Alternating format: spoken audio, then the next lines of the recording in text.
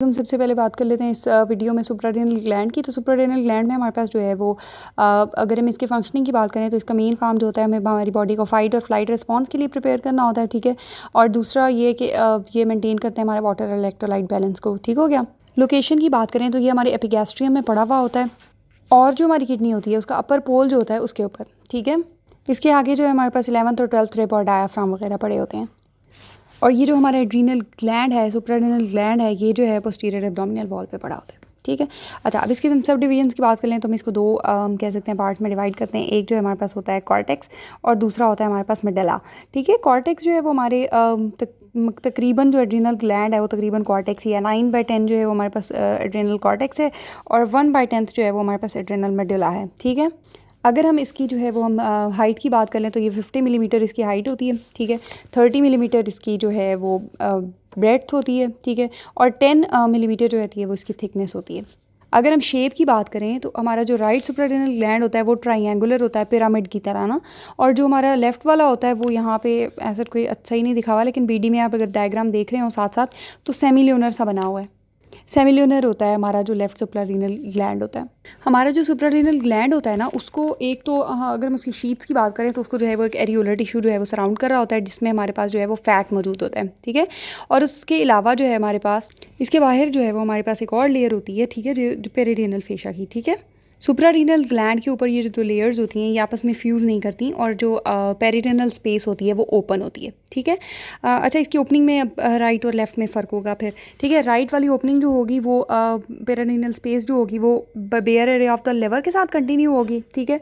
और जो लेफ़्ट वाली होगी ना वो सबफ्रेनिक एक्स्ट्रा पेरिटोनियल स्पेस के साथ कंटिन्यू हो जाएगी।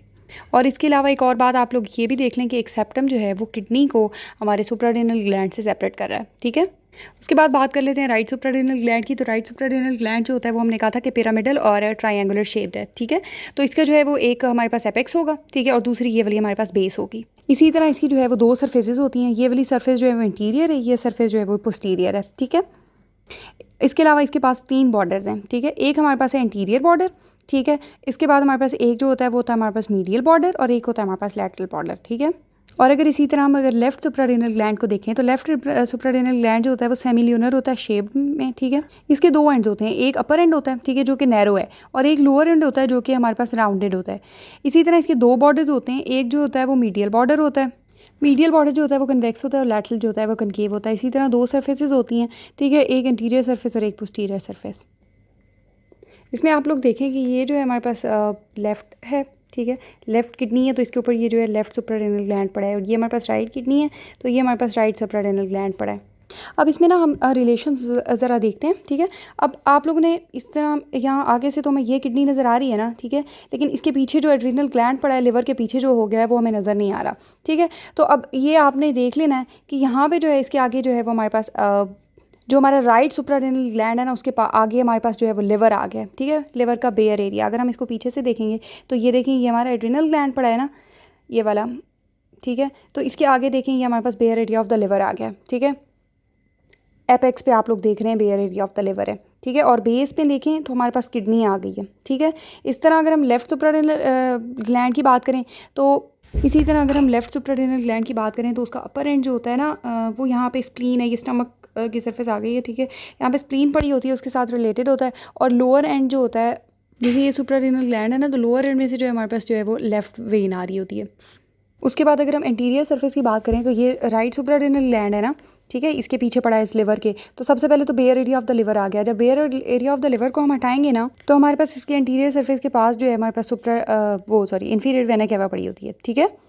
इसी तरह अगर हम बात करें अपने लेफ्ट सुप्रारेनल ग्लैंड की, ठीक है, तो इसके पास जो है वो स्टमक का ये वाला देखें कार्डियक एंड है ना, स्टमक का ये पड़ा होता है, और दूसरा ये पैंक्रियाज नज़र आ रहा है और यहाँ पे स्प्लीन डाइसेक्ट हो गई है, वो स्प्लीन पड़ी होती है, ठीक है। और इसके पोस्टीरियरली जो है वो हमारे पास एक तो राइट साइड पे राइट किडनी होगी, ठीक है, लेफ्ट साइड पे लेफ्ट किडनी होगी पोस्टीरियर सरफेस पे, ठीक है। और राइट साइड पे राइट क्रस्ट ऑफ डायफ्राम होगा और लेफ्ट साइड पे left crust of the diaphragm होगा, ठीक है। अच्छा, इंटीरियर बॉर्डर की बात कर लेते हैं। इंटीरियर बॉर्डर जो है वो हमारे लेफ्ट ग्लैंड में तो था ही नहीं ना, वहाँ पे तो सिर्फ दो बॉर्डर थे, एक मीडियल था और एक दूसरा लैटरल था, ठीक है। तो इंटीरियर बॉर्डर जो है वो हमारे सिर्फ राइट सुप्रारेनल ग्लैंड में, और इंटीरियर बॉर्डर जो होता है वो प्रेजेंट कर रहा होता है हाइलम, और जो है उससे राइट वेन जो है वो आ रही होती है, ठीक है। और मीडियल बॉर्डर जो दोनों का होता है ना, वहाँ पे सीलिएक गैंग्लियन मौजूद होते हैं, ठीक है। अच्छा, और उसके बाद लेटरल बॉर्डर रह गया। तो लेटरल बॉर्डर, अब यहाँ से लिवर जो है वो हमने डाइसेक्ट कर दिया। अगर लिवर यहाँ पे मौजूद होता तो ऑब्वियसली लेटरल बॉर्डर के साथ जो है वो लिवर मौजूद होना था, और जो हमारा लेफ्ट साइड का होता है उसके जो है वो स्टमक मौजूद होता है, ठीक है।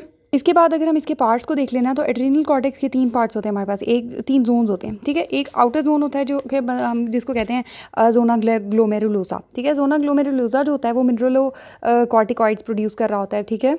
अब मिनरलोकॉर्टिकॉइड में हमारे पास एक एग्जांपल हम दे सकते हैं कि एल्डोस्टेरोन जो है वो हमारे जोना ग्लोमेरुलोसा से प्रोड्यूस हो रहा है, ठीक है, जो कि अफेक्ट करेगा ऑब्वियसली जो है हमने पढ़ा था सोडियम वगैरह, इलेक्ट्रोलाइट्स, मतलब कि हम बात करें तो इलेक्ट्रोलाइट बैलेंस को जो है वो बैलेंस करेगा, ठीक है। उसके बाद हमारे पास दूसरी लेयर जो आती है वो आती है जोना फेसिकुलाटा की। जोना फेसिकुलाटा जो है वो ग्लूकोकॉर्टिकॉइड्स प्रोड्यूस कर रहा होता है, लाइक कॉर्टिसोल वगैरह अगर हम बात कर लें तो वो प्रोड्यूस कर रहा होता है। उसके बाद है जोना रेटिकुलरिस। जोना रेटिकुलरिस जो है वो इनर जोन है और ये प्रोड्यूस करता है सेक्स हार्मोन्स, ठीक है। अब ये तो हमने बात कर ली हमारे एड्रीनल कॉर्टेक्स की। इसके बाद हमारे पास एक और लेयर मौजूद होती है, ठीक है, इनर, जिसको हम बात करते हैं कि जो सबसे अंदर होता है, ठीक है, वो मेडेला है। मेडेला जो है वो बना होता है क्रोमाफिन सेल्स का, ठीक है। क्रोमाफिन सेल्स जो है वो उसको आगे देखते हैं, ठीक है, और ये सिक्रीट कर रहा होता है हमारे पास एड्रेनालिन और जो है वो नॉन एड्रेनालिन, ठीक है। जो जोना ग्लोमेरुलोसा होता है ना, उसमें जो है वो हमारे पास कलमनर सेल्स होते हैं, ठीक है।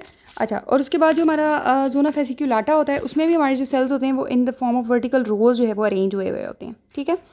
और इनके साइटोप्लाज्म के दरमियान में बड़े सारे जो है वो फिक्यूल्स मौजूद होते हैं, ठीक है। और अगर हम इनर जोन की बात करें, जोना रेटिकुलरिस की, तो ये जो है अपने अंदर जो सेल्स रखता है वो एक एनास्टोमोसिंग नेटवर्क में मौजूद होते हैं और इनमें कोई इतने बड़े खास फिक्यूल्स मौजूद नहीं होते, ठीक है, जैसे कि हमारे जोना फेसिकुलाटा में थे, या आप लोगों ने हिस्टो में भी पढ़ा होगा। उसके बाद हमें मेडेला का तो पता है ना कि वो क्रोमाफिन सेल से बना हुआ है और उसके जो है वो आर्टरीज जो है वो बहुत सारी सराउंड करी हैं, ठीक है। और उसने सिक्रीट क्या करना है हमारे पास एपिनेफ्रीन और कैटेकोलामाइन्स। अच्छा, उसके बाद अगर हम ब्लड सप्लाई की बात करें, हमारी जो एड्रीनल ग्लैंड है उसकी, तो हमारा जो ग्लैंड होता है ना, उसको 3 आर्टरी सप्लाई करी होती हैं, ठीक है।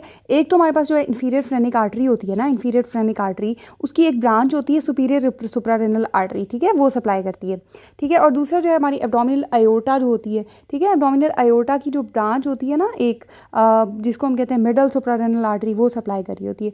और दूसरा जो है वो रेनल आर्टरी जो होती है, रेनल आर्टरी, उसकी एक ब्रांच होती है, ठीक है, जिसको हम कहते हैं इन्फीरियर सुप्रारेनल आर्टरी, वो जो है वो हमारे एड्रीनल ग्लैंड को सप्लाई करी होती है, ठीक है। उसके बाद अगर हम वेनस ड्रेनेज की बात करें, तो हमारा जो राइट सुप्रारेनल ग्लैंड है ना, उसको वो आके ड्रेन होगा हमारे इन्फीरियर वेना कैवा में, ठीक है। इन्फीरियर वेना कैवा में आके हमारा राइट वाला ग्लैंड जो है वो ड्रेन होगा, और जो हमारा लेफ्ट वाला ग्लैंड है वो आके लेफ्ट रेनल वेन में ड्रेन होता है, ठीक है। उसके बाद अगर हम लिम्फेटिक ड्रेनेज की बात करें, तो जो भी लिम्फेटिक्स होते हैं हमारे सुप्रारेनल ग्लैंड के, ठीक है, वो आके ड्रेन होते हैं into the lateral aortic lymph nodes. ये जो आपको लाइट ब्लू में नज़र आ रहे हैं, हमारे पास जो है वो left lateral aortic lymph nodes हैं, ठीक है। इसमें जो है वो आके हमारे लिम्फेटिक्स ड्रेन होते हैं। नर्व सप्लाई की बात करें, तो जो हमारा सुप्रारेनल का मेड्यूला होता है ना, उसमें जो है वो myelinated pre ganglionic sympathetic fibres मौजूद होते हैं, ठीक है। और जो है वो पोस्ट गैंग्लियोनिक सिंपैथेटिक न्यूरॉन्स, जिनको हम क्रोमाफिन सेल कह रहे होते हैं, वो उसके अंदर मौजूद होते हैं, वो सप्लाई कर रहे होते हैं, ठीक है। उसके बाद अगर हम क्रोमाफिन सिस्टम की बात करें, तो क्रोमाफिन सिस्टम जो है वो हमारा डेवलप हो रहा होता है न्यूरल क्रेस्ट सेल से, ठीक है। ये बात तो आपको पता है ना। ये जो सेल्स होती हैं ये अपने जो है वो क्रोमिक एसिड के लिए जो है ना ये एफिनिटी रखते हैं, ठीक है। इन सेल्स को हम क्रोमाफिन सेल्स भी कहते हैं और फियोक्रोमासाइट्स भी कहते हैं। और ये हमारे पास जो है वो सिक्रीट कर रहे होते हैं हमारे एड्रीनालिन और नॉन एड्रीनालिन, ठीक है। इसमें जो है ये जो सिस्टम है क्रोमाफिन सिस्टम, इसमें हमारे पास सुप्रारेनल मेड्यूला है। सुप्रारेनल मेड्यूला का हमें पता है ना कि उसमें बहुत सारे सेल्स थे, ठीक है, और बहुत सारी कैपिलरीज थी, ठीक है, ऑटोनॉमिक गैंग्लियंस थे, क्रोमाफिन सेल्स का बना हुआ था, और जो है वो सिक्रीट कर रहा था हमारे पास एड्रीनालिन और नॉन एड्रीनालिन, ठीक है। और अभी अभी हम पढ़ के आए हैं कि जो सुप्रारेनल मेड्यूला है वो रिच ली जो है वो सप्लाइड होता है नर्व वेसल से, क्योंकि उसके अंदर जो क्रोमासिन सेल्स होते हैं उनको हम होमोलोगस कंसीडर करते हैं, मतलब ऐसा post ganglionic sympathetic neurons consider करते हैं। इसके अलावा हमारे पास जो है वो पैरा गैंग्लिया मौजूद होते हैं, ठीक है। पैरा गैंग्लिया जो है हमारे पास न्यूड्यूल्स हैं क्रोमाफिन टिश्यू के, ठीक है, जिनका डायमीटर 2 मिलीमीटर होता है। और ये जो सिंपैथेटिक चेन होती है, ठीक है, उसके जो गैंग्लिया होते हैं उसके साथ जो है वो डायरेक्टली रिलेटेड होते हैं, क्लोजली रिलेटेड होती हैं। उसके बाद हमारे पास एक और चीज़ मौजूद है पैरा आयोटिक बॉडीज़। इसको आपने थॉरेक्स वाली आयोटिक बॉडीज से नहीं जो है वो कंफ्यूज करना। ये जो पैरा आयोटिक बॉडीज़ हैं इनको हम ऑर्गन्स ऑफ जुकर कैंडल भी कह सकते हैं। अब ये जो ऑर्गन ऑफ जुकर कैंडल है इसको आप देखें कि उस लेवल पे ओरिजिनेट हो रहा है जहाँ हमारी आयोटा बाइफरकेट हो रही है और दूसरा जो हमारी इन्फीरियर मेसेंटेरिक आर्टरी का ओरिजिन है, ठीक है। अच्छा, ये जो ऑर्गन ऑफ जुकर कैंडल, या फिर हम बात कर लें कि पैरा आयोटिक बॉडीज़ हैं, ठीक है, ये जो है वो फीटल लाइफ के दौरान जो है वो डेवलप होती हैं और उसके बाद जो है ये डिसअपेयर होना शुरू हो जाती हैं, और इनमें जो क्रोमाफिन सेल्स मौजूद होते हैं वो जो है वो नॉन एड्रेनालिन जो है वो सिक्रीट करते रहते हैं, ठीक है। उसके बाद एक ऑक्सीजियल बॉडी जो होती है उसको हम ऐसे कोई ख़ास जो है वो क्रोमाफिन सिस्टम में ये नहीं कह सकते कि वो बिलोंग करता है, ठीक है, क्योंकि वो जो एपिथेलॉइड सेल्स जो होते हैं, ठीक है, उनसे मिलकर बना हुआ होता है। उसके बाद थोड़े से क्लिनिकल्स देख लेते हैं। तो इसमें जो है वो एक है फियोकार्मोसाइटोमा। इसमें ये होता है कि हमारे जो एड्रेनल मेडुला होता है उसमें ट्यूमर हो जाता है, ठीक है। इस ट्यूमर की वजह से क्या होता है कि हाइपरटेंशन हो जाती है, ठीक है, पल्पिटेशंस होती हैं, हेडेक होता है, ठीक है, बहुत ज़्यादा स्वेटिंग होती है, सही हो गया, और पैलर ऑफ स्किन, मतलब कि स्किन जो है वो पेल होती है, पेल होना शुरू हो जाती है। उसके बाद फॉर एग्जांपल अगर अल्लाह ना करे कि किसी की बॉडी में जो है वो कोई ब्रेस्ट कैंसर है या प्रोस्टेट कैंसर है जो कि रिस्पॉन्ड नहीं कर रहा रेडियोथेरेपी को, तो हम क्या करते हैं कि हम जो है ये दोनों एड्रीनल ग्लैंड्स जो होते हैं दोनों साइड के वो रिमूव कर देते हैं।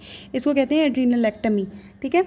दोनों साइड के रिमूव इसलिए किए जाते हैं क्योंकि ये समझा जाता है कॉमनली कि जो है हार्मोनल कंट्रोल की वजह से शायद जो है वो कैंसर जो है वो इतना स्प्रेड ना हो, ठीक है, रेडियोथेरेपी क्योंकि असर नहीं कर रही होती।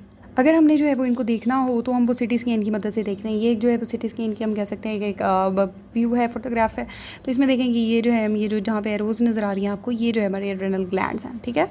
उसके बाद जो है वो एडिसन डिजीज़ जो है वो फिजियो में भी पढ़ के आ चुके हैं। जो हमारा हाइपोनेट्रीमिया वाला जो मैंने वीडियो थी उसमें बताया है एडिसन डिजीज़ को, ठीक है। एडिसन डिजीज़ को दोबारा देख लेते हैं। तो इसमें ये होता है कि जो हमारा जो एड्रेनल ग्लैंड होता है, ठीक है, उसकी सिक्रेशंस जो होती हैं वो सही नहीं होती, कम होती हैं, ठीक है। कोई एट्रोफी की वजह से या फिर जो है वो ट्यूबरक्लोसिस ऑफ द कॉर्टेक्स की वजह से हमारी जो है वो हार्मोन्स जो होते हैं एल्डोस्टेरोन वगैरह वो जो है वो सही सिक्रेट नहीं हो रहे होते, और उसकी वजह से जो है वो एडिसन डिजीज़ होती है। एडिसन डिजीज़ में हमारे पास जो है वो अगर हम उसके फीचर्स देखें तो एक तो हमारे पास जो है वो पिगमेंटेशन ऑफ स्किन हो रही है, ठीक है।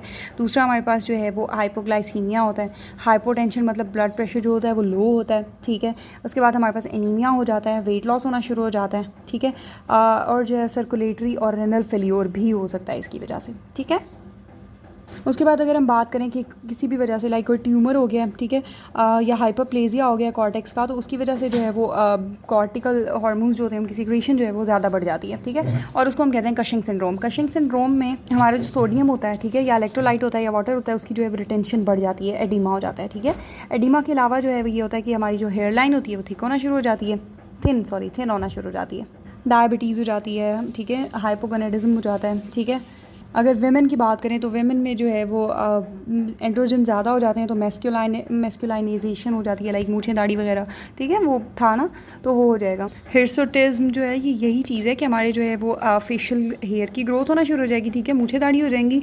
और दूसरा ये जैसे मेन के जो है वो हेयर बॉडी पे भी बहुत ज़्यादा होते हैं, लाइक चेस्ट वगैरह पे और बैक पे, तो वो भी फीमेल में डेवलप होना शुरू हो जाए तो उसको हिर्सुटिज्म कहते हैं, ठीक है।